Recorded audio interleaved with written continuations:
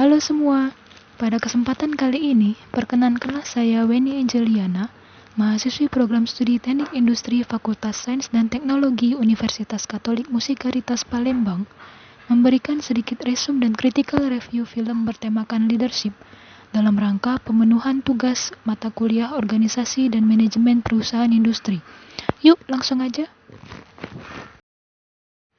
Film yang pertama menceritakan tentang kisah hidup seorang presiden pertama Republik Indonesia.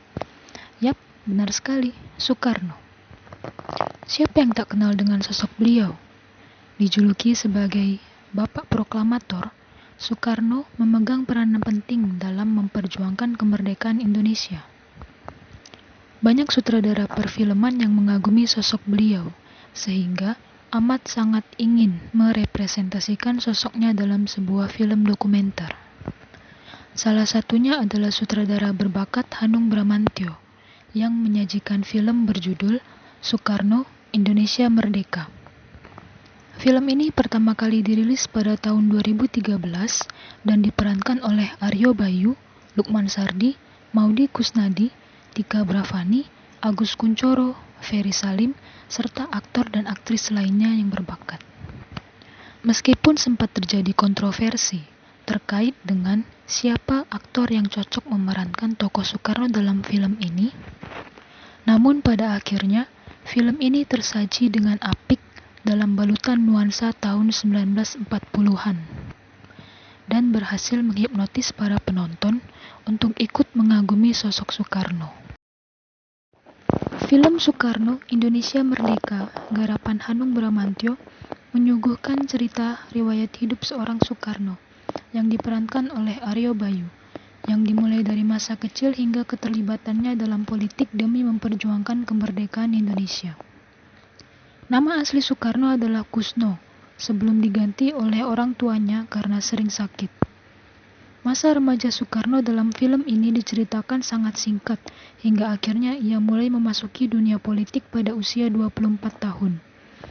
Ia berhasil memikat hati masyarakat lewat kepiawaiannya dalam berpidato, sehingga dianggap sebagai pemberontak oleh pihak Belanda. Soekarno akhirnya diasingkan ke Bengkulu bersama istri keduanya, Inggit Garnasih, yang diperankan oleh Maudy Kusnadi, dan bertemu dengan Fatmawati, yang diperankan oleh Tika Bravani, yang membuat rumah tangganya dengan Inggit terguncang. Namun hal tersebut tidak menggoyahkan niatnya untuk memerdekakan Indonesia, hingga akhirnya menemukan titik terang ketika bertemu dengan Bung Hatta yang diperankan oleh Lukman Sardi. Ada beberapa poin review yang akan saya berikan. Yang pertama, itu terkait dengan alur cerita yang sangat jelas dan mudah dipahami, dimulai dari masa kecil Soekarno hingga keterlibatannya dalam politik dalam memperjuangkan kemerdekaan Indonesia. Namun sangat disayangkan, ada beberapa adegan yang terkesan tidak ada sangkut pautnya dengan adegan sebelum atau sesudahnya, sehingga hanya membuat film terasa sesak. Sisi baiknya, para pemain, baik yang utama maupun pendukung, berperan sangat apik, sesuai dengan karakter tokoh yang diperankan, sehingga cerita yang disajikan terasa hidup. Tak hanya itu, beberapa konflik yang disuguhkan beserta dengan solusi penawarnya dikemas dengan baik oleh sang sutradara, sehingga penonton ikut terbawa suasana selama film berlangsung. Kemudian efek jadul era tahun 20-an hingga 40-an terasa sangat kental. Itu dapat dilihat dari latar tempat dan suasana, serta properti dan kostum yang digunakan. Banyak nilai-nilai kehidupan yang dapat kita petik dari film Soekarno ini. Beberapa di antaranya adalah sebagai berikut. Yang pertama, dalam hidup kita pasti selalu bertemu dengan masalah. Layaknya Soekarno dalam film, ia seringkali bertemu masalah, baik dari kehidupan politiknya maupun dari kehidupan pribadinya. Yang kedua, selalu lihat setiap masalah dari berbagai sudut pandang. Mengapa? Agar kita dapat memperoleh solusi alternatif untuk menyelesaikan masalah tersebut. Yang ketiga, dalam membuat keputusan pasti akan selalu menimbulkan pro dan kontra. Maka dari itu, kita harus selalu siap sedia untuk menerima risiko dari keputusan tersebut. Yang keempat, selalu lakukan yang terbaik dalam menyelesaikan suatu hal, agar kita dapat memperoleh hasil yang terbaik pula. Yang kelima, hidup bukan melulu soal diri sendiri, karena kita merupakan makhluk sosial yang pasti membutuhkan pertolongan sesama. Kemudian ada pula yang patut diteladani dari sosok kepemimpinan seorang Soekarno. Yang pertama adalah karismatik. Soekarno memiliki daya tarik sendiri sehingga ia dicintai oleh rakyatnya. Kemudian sense making. Soekarno tahu dan paham betul apa yang dibutuhkan, apa yang dirasakan, dan apa yang diinginkan oleh rakyatnya. Selanjutnya ada visioning. Soekarno telah mantap menetapkan tujuannya, yaitu memerdekakan Indonesia dan membebaskannya dari penjajah. Yang keempat ada relating. Soekarno pandai dalam membangun hubungan, baik internal dengan rakyatnya maupun eksternal dengan para penjajah. Selanjutnya ada inventing. Soekarno mengetahui masalah-masalah yang akan dihadapi oleh rakyatnya di masa mendatang, sehingga ia telah mempersiapkan solusi-solusi terbaik untuk mengatasi masalah tersebut. Yang keenam ada percaya diri.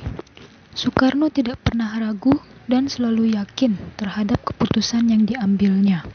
Bahkan berani bertaruh nyawa apabila keputusan tersebut berakibat fatal bagi rakyatnya.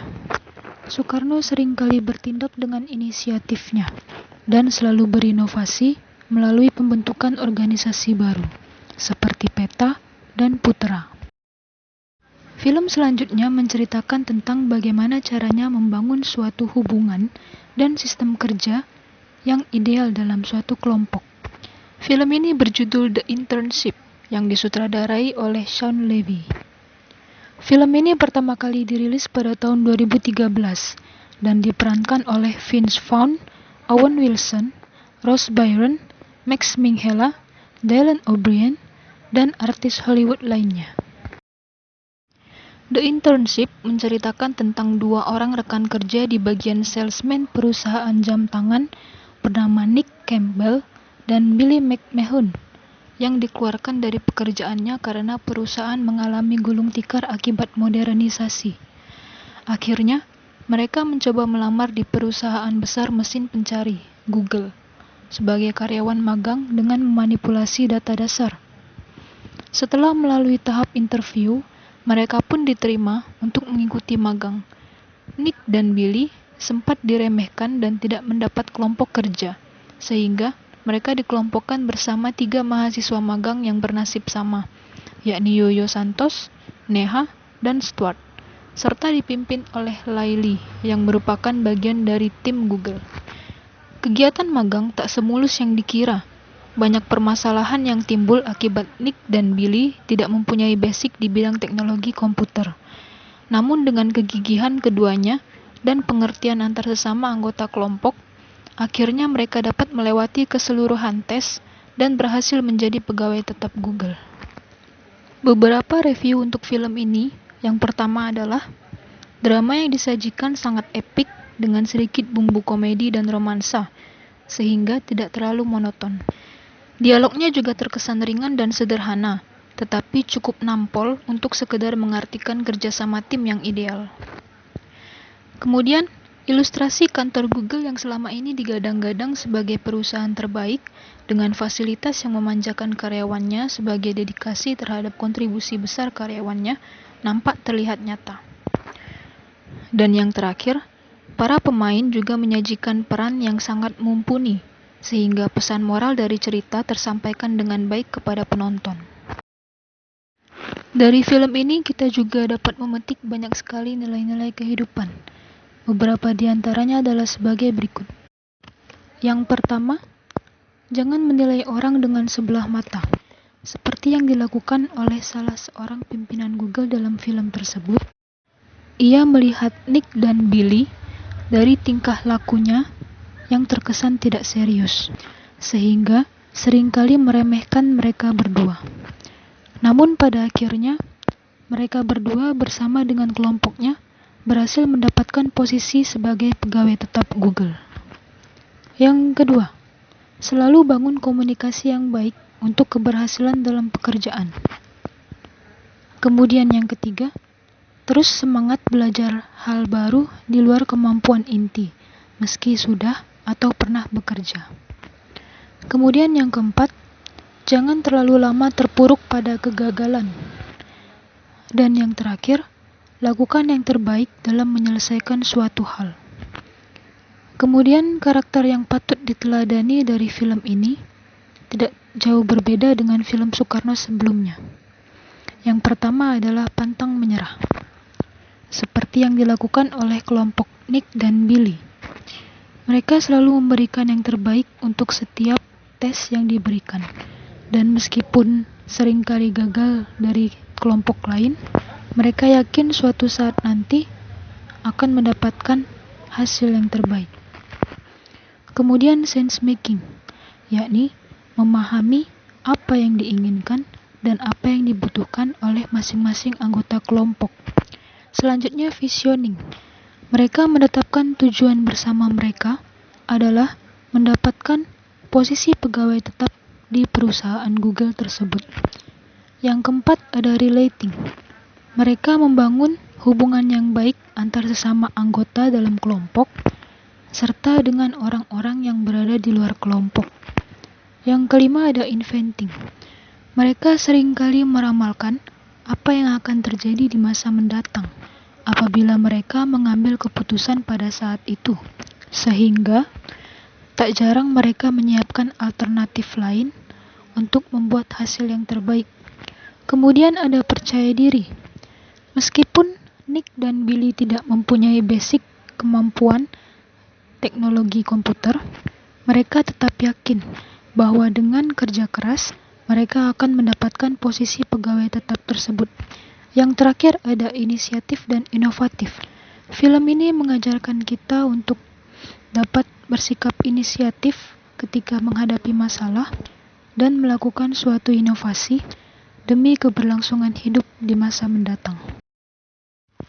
Oke, mungkin itu saja yang dapat saya berikan terkait dengan resume dan critical review film bertemakan leadership. Terima kasih telah menyaksikan dan sampai berjumpa pada video selanjutnya. Dadah!